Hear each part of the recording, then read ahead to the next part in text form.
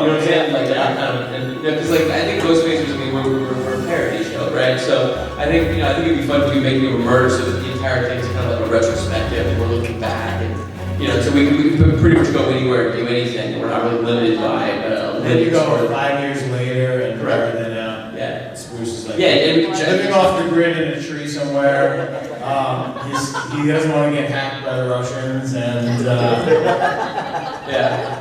he has I was talking to Dustin about his relationship with Corbett, because they used to quote unquote smoke together, and so he still talks to Corbett, and Corbett is still very much alive for him in the tree.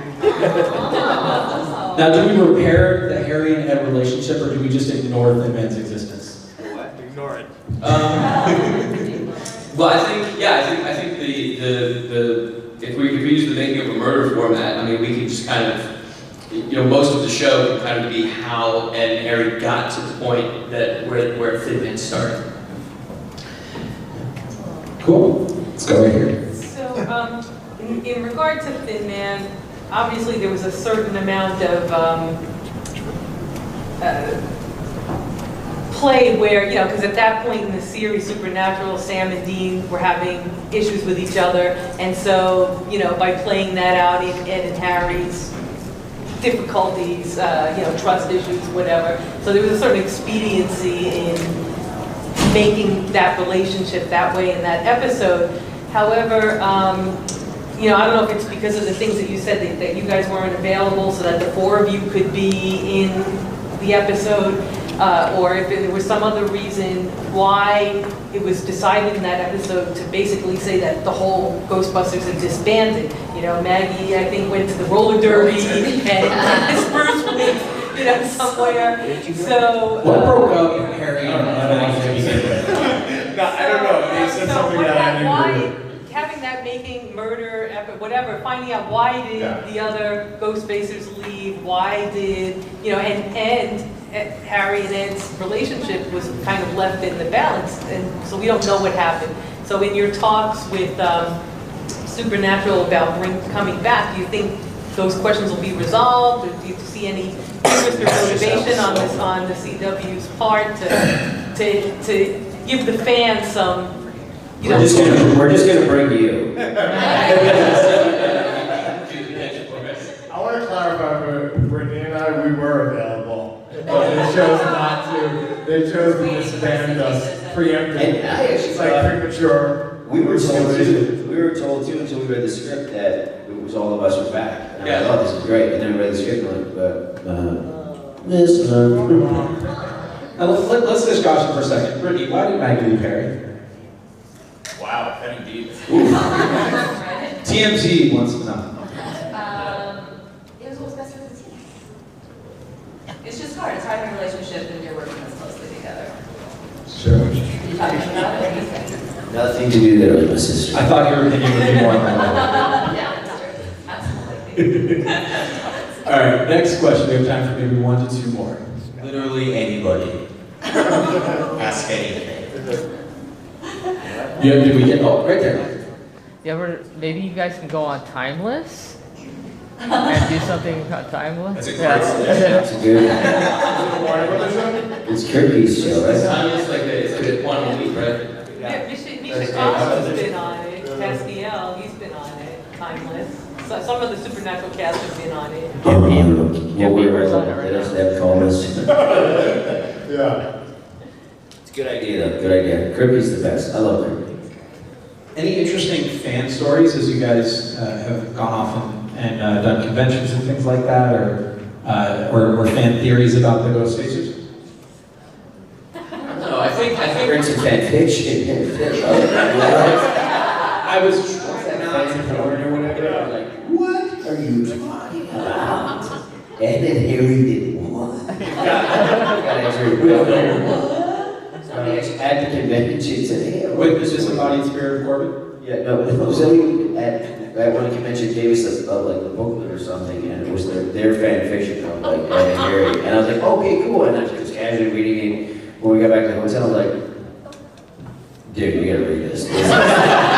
What? Dude, we're like leather chaps and what? I thought it was gonna be like Harry kicks his door, he's got a machine gun. It's like kind of machine gun, my friend. Bubble baths and whips and stuff. Whoa. I'm like, thanks for the book. Great read. Like, we were part of like one of the Rising Sun kind of supernatural series thing where we kind of interjected, like the Ghostfacers usually do, cut into supernatural programming. Yeah. And they could do an animated series of the Ghostfacers. Because I always enjoyed that Spruce was like a little monkey with a beret. Yeah. I'd love to voice that. Fan stuff. No, I think I realized that Ghostfacers had officially made it into supernatural fandom when I saw two people cosplaying a gender-bending Harry fans. Oh yeah. Like I looked up and like she had drawn on like for like the Ed woman had like drawn on her whiskers and stuff. Wow. That's cool. That's awesome. Right there, we have a question. Okay. So there was the one episode where Sam and Dean, where Zachariah made Sam and Dean not remember who they were, and they had learned all of their ghost hunting stuff from Harry and Ed by watching your guys' YouTube videos. Right. So how was that filming that, knowing that you guys are the ones that are talking crap on the Winchesters, while the Winchesters are listening to it but don't have any idea, and being the ones that teach them to be hunters, even though they already are. What a horrible life I lead, or terrible life? It's a terrible life. This is terrible. Okay, so when we shot that, we actually didn't have a script. We just kind of had the concept. Like Phil came to us and was like, "Here's what we want to do. Can we just go ahead and bang this out in my garage?" That sounded weird, but we went into his if you watch the Caspiel thing, and that's all in Phil's garage. So we went in there and we just kind of filmed that stuff. So we didn't actually know until we saw the episode what it was going to be used for. We just, it was just like, oh, we just want to use these Ghostfacers YouTube videos, and then Sam and Dean, have to reference you and they look at you and they see you, blah blah blah. But we didn't know that they had lost their memory and they had no idea what they were doing. So and I think Phil intentionally compartmentalized us that way because if we had known, we might have maybe put a little too much mustard on the hot dog. Yeah. Ghost martial arts. That's where I remember. Ghost GMA. Swoop. Yeah. One more here. Okay, so in the first episode that we very first meet the Ghostfacers, you guys don't really even have a name. You just are bloggers that run the website, hellhounds.com. So what was the genesis of being called Ghostfacers? How did you take on that identity? Ben Edlund, who wrote the Ghostfacer episode, just came off and said, "Oh my yes." From what I understand, he pitched the episode and they loved it. One of the reasons they decided to do it, and it's kind of important to understand the historical context of the episode. This was the first episode that they did after the writers' strike. Okay, so the writers. All the writers in Hollywood went on strike, and so there was a very long time where no scripted television shows were being made, and the only television shows that were being made were unscripted reality shows, which of course are all scripted. I hate to burst things bubble here, but seriously, no. The Kardashians? No, it's true. What? Okay, no, You just broke that girl right there, right now. the Kardashians is unscripted. The Kardashians is unscripted. So anyway, so this was the first episode back, and so I think there was just kind of a little bit of a diss that the supernatural writers were doing to the rest of the industry. And I think that's kind of why that concept got greenlit. I'm not sure that concept would be greenlit under any other circumstance. So I think it was kind of cool the confluence of both the historical reality of the writer's strike and Ben Edlund's awesome idea to do Ghostfacers. And then easing the crew back into work. Yeah. We're doing half the job. Why don't you guys go play hockey for a while, okay? Yeah, I played hockey. It's fun. All right, final question for all of you guys, and we're going to just go left down to right.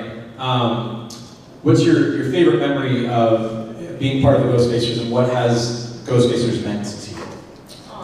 I think for me it showed how I want to feel at work. Combination of playing a character that is fun, being seen, being allowed to improv, working with people that I really like and respect, and laughing a lot. Yeah, I mean, that's the exact same reason. I think this, like I was saying earlier, this is a job that is, you don't really know when you go into audition for something like this what it would actually turn out to be. And it's very rare to have a group of people where nobody is an asshole. So, you know, yeah, we did have AJ, but other than that, it was just a wonderful experience. It's so creatively liberating to be on set, you know, on a pretty big budget show, and just have everybody enjoying themselves, and then talking shit about AJ. By the way, that is some magnificent woodsman beard action you got going on there. Okay.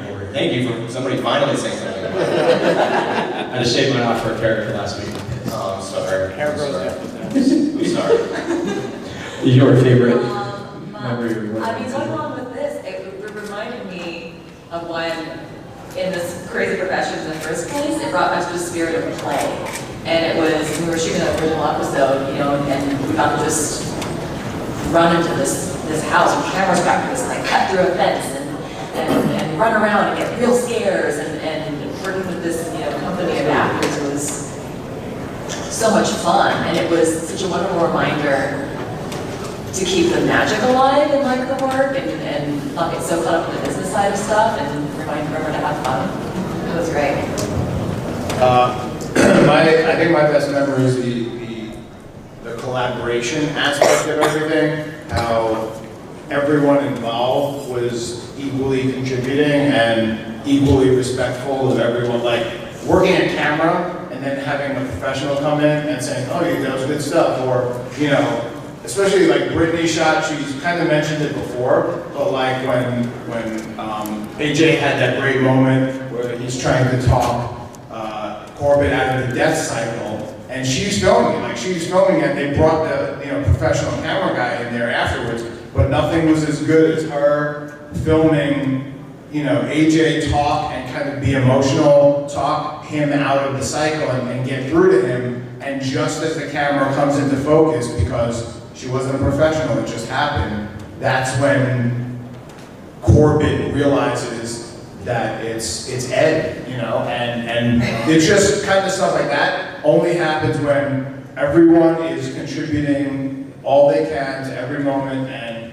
that there's that trust involved where they could say, here is, you know, here's the set you're going to work in, here's the equipment, here are the lines, invent, you know, create your own lines, and then kind of have fun with it. And so I think that reminds me of theater, like, you know, AJ said before, and you know, that's what I grew up doing as an actor, and so that's ultimate collaboration when you're helping to create character and the vision of what the thing is in the end, and you don't really get that from most TV and film, honestly. You don't get that audience, you don't get that kind of cast camaraderie that we had, and you know, even on shows I've been on, you know, you don't have, we worked for 2 weeks together, you know, 3 weeks, and then continued to do web series stuff, but, you know, it all came out of a 2.5 week, 3 week episode where we hung out, and I've been with, you know, cast for months, and we didn't get as, you know, comfortable and you know, have that cast mentality as much as I did with these wonderful people. I can't stand him. Except Dustin.